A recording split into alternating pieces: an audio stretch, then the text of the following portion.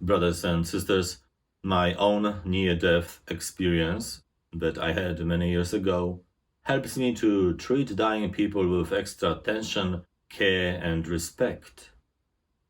As a priest, I have spent a lot of time assisting the dying in different places: private houses, hospitals, nursing homes, or even on the street praying for accident victims while paramedics were doing their job.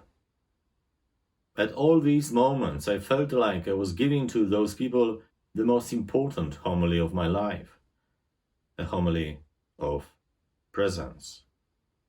It contained only a few prayerful words of encouragement and assurance that those who were seriously injured and maybe passing away were in God's loving hands.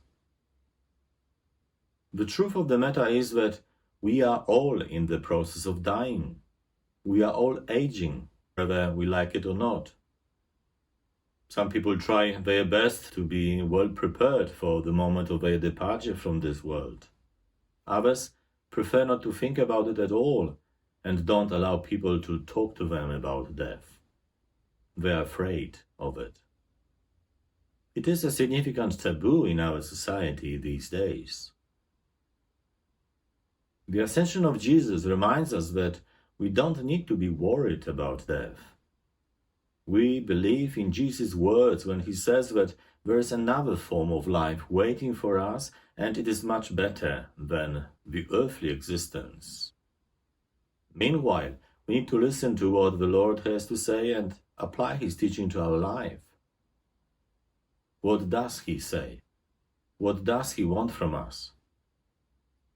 The same as he wanted from his followers 2,000 years ago.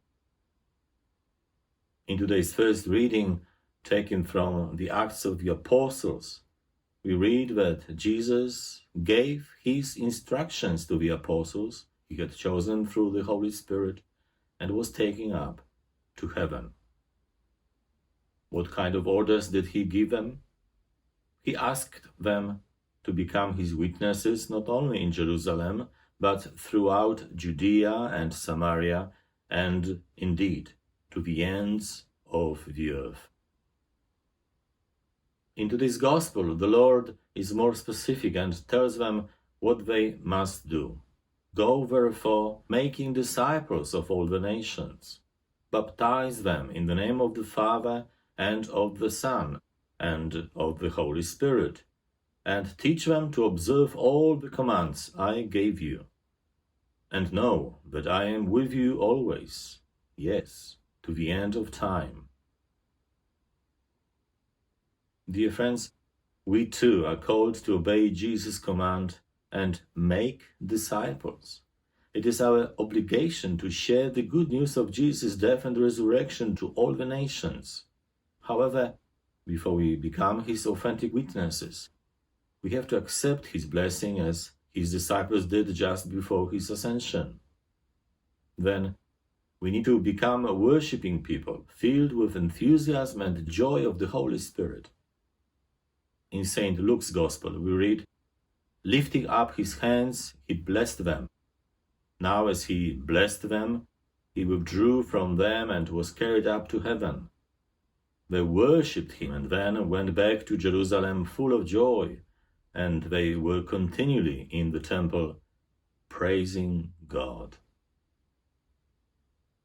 Brothers and sisters, let us open our hearts to this reality, and we will bring many people to God.